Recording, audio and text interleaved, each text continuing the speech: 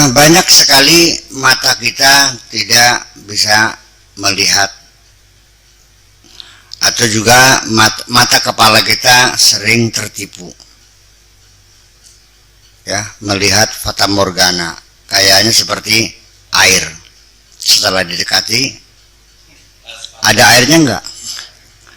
Mata tertipu. Kalau hati bisa tertipu enggak? Enggak. Hati bisa bohong enggak? Kita akan jujur.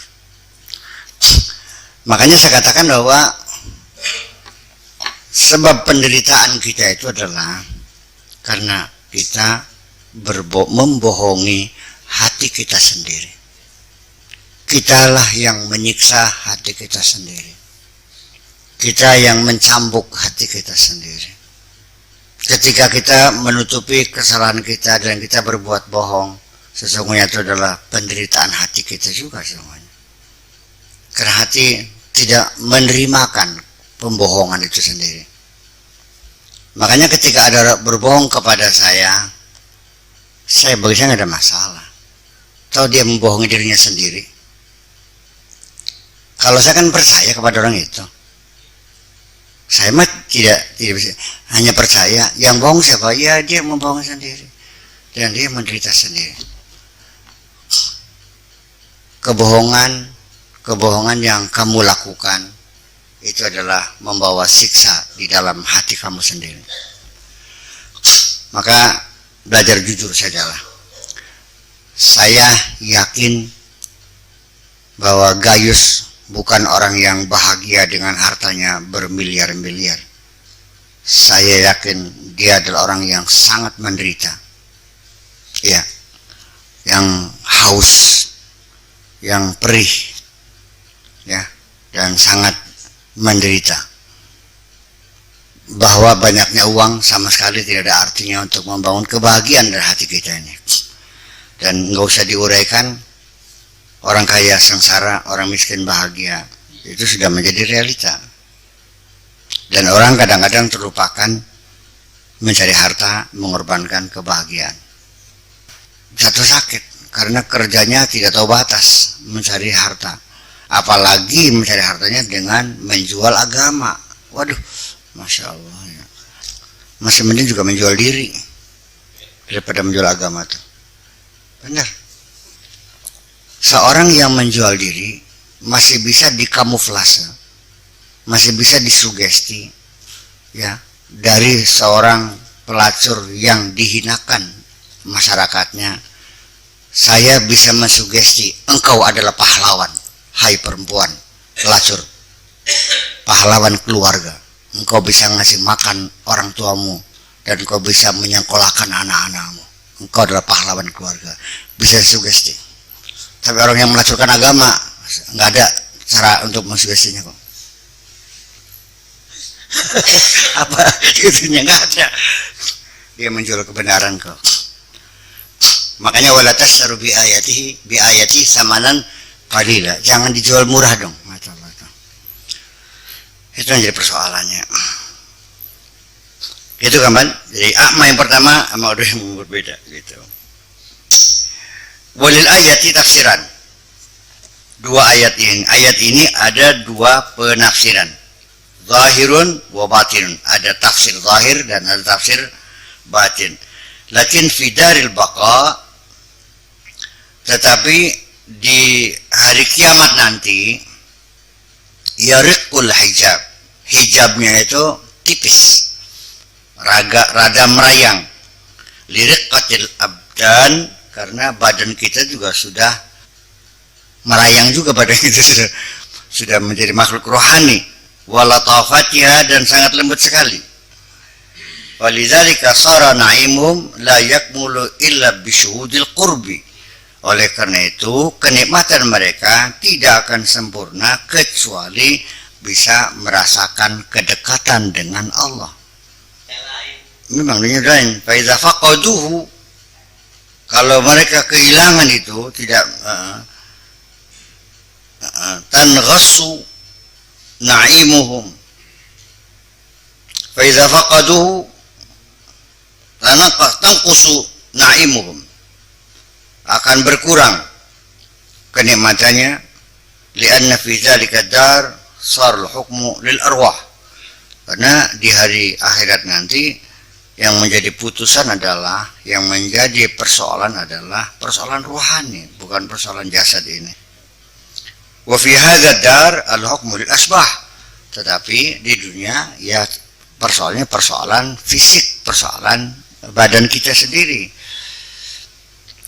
Illa man taraqqa huna ila alam al arwah, kecuali orang yang telah mendapatkan peningkatan ke alam rohani, fahuwa min ahli jannati, dia termasuk ahli jannah. Fa na'imuhu na'imul arwah, kenikmatannya adalah kenikmatan arwah. Saya kira memang ada dua macam kenikmatan di dunia, juga ada dua macam kenikmatan, ada kenikmatan rohani, ada kenikmatan jasmani. Kenikmatan ruhani itu kita rasakan denyut-denyutnya melalui jaringan saraf kita. Kerasa krenyem-krenyeme, kerasa gleser-glesere, kerasa dradat-dradat, menyentuh kulit yang halus. Secara refleksi tangan kita menghantarkan ke saraf, dan saraf menyebar ke tubuh sehingga terasa badan kita bergetar. Kemudian kita mendapat sanjungan dari orang, juga kerasa pating kerengap cungure, ngap-ngapan aja kerasa. Makan sate, makan sambal goreng, nikmat, sedap, gurih. Itulah kenikmatan badan kita. Tetapi itu depend on, kelezatan badan itu sendiri sangat tergantung kepada kelezatan rohani, kebahagiaan rohani.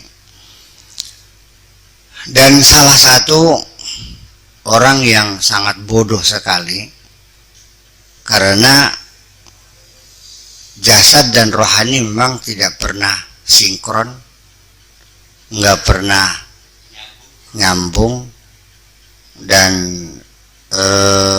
selalu bercerai-berai. Pikirannya di mana, badannya di mana. Lagi sholat, ya cobalah kita terkonsentrasi, dikumpulkan, terfokus. Mata kita melihat sejadah, pikiran kita menghitung rokaatnya, perasaan kita sedang menghadap Allah, ya, penuh dengan tawadhu dan rendah hati, menerjemahkan segala bacaan yang kita ucapkan, ya kan begitu. Jasmani dan rohani kumpul. Ini kan tidak. Lagi sembahyang gak kelingan mangan, wae mangan kelingan sembahyang. Jadi ya ini seperti ini. Jadi di dunia banyak fasilitas tapi tidak pernah dinikmatinya. Jadi pikiran itu berserakan, nggak pernah kumpul. Iya, jadi seperti itu, bahwa cobalah sampai ketika kita mau tidur pun, ketika pikiran kita tidak kita ajak bersama diri kita di atas tempat tidur, maka sulit kita untuk tidur. Nggak bikin ke. Lamun pakuwu bedulah, wis ranjang pikirannya masih di balai desa, betul bikin lagi. Masa terturuan, itu kan ke. Ya makanya sekarang itu, ya tolong dong, jangan disiksa sendiri. Kasihanilah dirimu sendiri. Siapa lagi kalau bukan dirimu sendiri? Nah ini belajar terfokus, belajar terkonsentrasi, mencari satu relaksasi. Kita relaks saja, hidup ini relaks saja sih. Ya. Artinya relaks tuh jangan sing serius lah, ya relaks saja, ngapain? Nggak usah aja ngoyo temen, aja keterlaluan memikirkan berlebihan, ya sekadar saja lah. Ya, kita terfokus. Makanya begitu kita di tempat tidur, kita mencari posisi yang paling nyaman, ketika terlentang, nafas kita teratur, ya kita rasakan nikmatnya nafas lancar, ngas ngos, apalagi kalau dengan menyebut namanya sebagai tanda kerinduan kita. Allah masuk, keluar, kita rasakan kenikmatan yang luar biasa, dan pikiran kita terkonsentrasi. Kita hitung dari mulai ujung kepala sampai ujung kaki, dan kita perintahkan, hai jari-jari kaki, diamlah, tenanglah, jangan bergerak sampai tekan dengkul. Dengkul aja gemeteran, wis menengah. Serahkan dirimu sepenuhnya kepada Sang Pencipta, sampai kepada pikiran kita sugesti diri, kan begitu. Sangat nyaman dan tidur kita menjadi lelap kok. Ya begitu. Jadi artinya begini, pikiran kita ini seperti kayak jaran, kayak kuda binal, menurut bekah. Nah itu. Dan itu ketika kita biarkan pikiran kita bekerja terus, percaya atau tidak akan selesai-selesai. Begitu kita berpikir A, B, C, D, F, Z, awit maning, A, B, C, D, maning terus, nggak bisa maning. Dan tidak pernah mengambil kesimpulan. Yang dewek. Sampai terasa mata kita panas,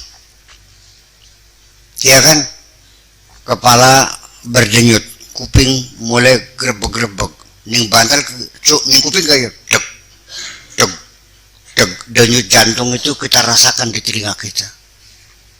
Pernah merasakan begitu enggak? Ya. Ya Allah, sampai berkunang-kunang, merem, udah paksa-paksa, saya dibengket kalau cerecet matanya, nggak tidur juga. Nah ini kan satu penderitaan yang luar biasa, sampai nggak tidur. Allahu Akbar subuh, tambah panas. Kenapa? Nah makanya ini saya kasih tahu aja ya, sholat 5 waktu itu sebetulnya latihan berkonsentrasi. Wong bakara sholatnya khusyuk, cerdas. Sebabnya kamu itu bodoh beli cerdas, karena pikiranmu tidak terkonsentrasi, tidak mendengarkan guru menerangkan, tapi pikiranmu ngayal dewek. Badanmu ada dalam kelas, tapi pikiranmu ada di taman bunga, sehingga guru ngomong nggak pernah didengar. Ya, termasuk juga ketika engkau berdiskusi dengan seorang intelektual, pada kiai, kamu tidak pernah mendengarkan alasan teman bicaramu. Sementara teman berbicara, pikiranmu berpikir sendiri, mencari alasan untuk membantah alasan lawan bicara. Kan nggak lucu ini. Iya, beliau drama. Lagi berdebat gitu. Teman debat sedang berargumentasi, kita tidak mendengarkan kok. Kita memberikan dalil untuk membalas alasan dia. Kan lucu. Terjadi nggak begitu? Nah iya dong, saya paham. Jadi kapan cerdas itu? Nah iya. Itulah gambar. Dan ketika Allah berfirman, dan ketika engkau membaca Al-Quran, kamu tidak pernah merasakan bahwa itu ayat-ayat, itu surat-surat untuk kamu. Makin mang Abu Jahal kan. Padahal masih ada Abu Jahal aku. Kin ma Fir'aun kan ini. Ya benar masih ada Fir'aun aku. Ya, jadi kita tidak pernah terkonsentrasi. Baca Quran juga tidak pernah terkonsentrasi. Ya aneh alias ajaib. Itu kembali bahwa ujung-ujungnya saya ini sebagai pendahuluan tentang kecerdasan spiritual itu. Ya, perlu ada pemahaman. Sebab penting bisa saja karena selama ini ilmu yang kau miliki ilmu apal-apalan, bukan ilmu penghayatan, bukan ilmu apal-apalan kah? Paham belikin ini. Dan saya merasakan terlalu banyak terema-terema, istilah-istilah, simbol-simbol keagamaan yang diucapkan orang di berbagai kesempatan, asar muludan, rajaban, khutbah Jum'ah, pengajian segala macam, berhamburan. Saya menduga kayak maknanya si jin kapik ini dalam pikiran mereka itu. Ya, hanya stereotip aja, mengulang-ulang kata orang yang dia sendiri nggak paham. Nah, semacam itu. Maka kenikmatan ruhani dan kenikmatan jasadi itu dua hal yang tidak terpisah sama sekali. Ya, tapi saling sambung ya. Artinya kayak duit belendong ditumpangkan. Sebagian kenikmatan ruhani kita juga artinya sebagiannya jasadi, sebagian jasadi juga ada yang menyangkut ruhani, ada yang murni jasadi. Ya kan begitu. Yaitu kenikmatan-kenikmatan yang mereka dapatkan melalui hubungan cinta bodoh. Cinta bodoh itu apa? Cinta dungu. Tanpa rasa, tanpa cinta, tanpa kasih sayang. Prosesnya tawar-menawar. Ini kan cinta bodoh. Iya. Berapa kadar kenikmatan yang dia peroleh? Saya hitung. Ketika dia sedang menikmati nafsu birahinya, pikirannya dikejar-kejar, barangkali ada hansip, ada masyarakat yang tidak menerimakan, ya kan begitu, diselubungi dengan rasa takut dan kecemasan, ya macam-macam kan. Dari situ persoalan sampai kepada kekhawatiran kalau dia terjangkit penyakit AIDS, penyakit sifilis dan sebagainya. Sesungguhnya kenikmatan yang secuil itu malah justru membawa penderitaan yang lebih besar lagi. Maka kita harus pandai mengkalkulasikan sesungguhnya. Paham balik ngomongnya? Iya, berani guys, setelah kenikmatan jasad itu sesungguhnya ya kalau saya bilang tidak ada nyong ada ya. Yang ada jadi emang ada. Tapi ya sangat sekejap dan kemudian sampai tekang mangan apa bega nikmatnya kok tekang tenggorokan mus mancing mempadak ini. Mangan gesek kor mangan sate. Ning leban di beda enaknya. Ini lah. Syukur mempadak. Perut kita tidak merasakan sambal goreng, tidak, hanya kenyang dan tidak seperti itu. Kembali oleh karena itu, wahwa ruhul wisal wa syuhudul kamal, yaitu ruhani yang telah connects, yang telah nyambung, dan rohani yang telah menyaksikan keindahan, kesempurnaan. Fanaimu bisyuhudi iqtirabi waridwani, kenikmatannya itu karena dia menyaksikan kedekatan dan keridhaan, kesukaan. Falau zala anhum syuhudul qurbi awin qata anhum majadur ridwan, kalau hilang dari mereka kesaksian kedekatan atau terputus ya majadur ridwan ya berolehan keridhaan, ladaq alihim fasihul jinan, tentu surga yang luas itu akan terasa sempit bagi mereka. Rumahnya gedong, mobilnya mewah, tapi rumahnya ngontrak dan mobilnya masih kredit. Enak deh turunnya. Rumah sendiri gubuk, tapi nggak punya utang.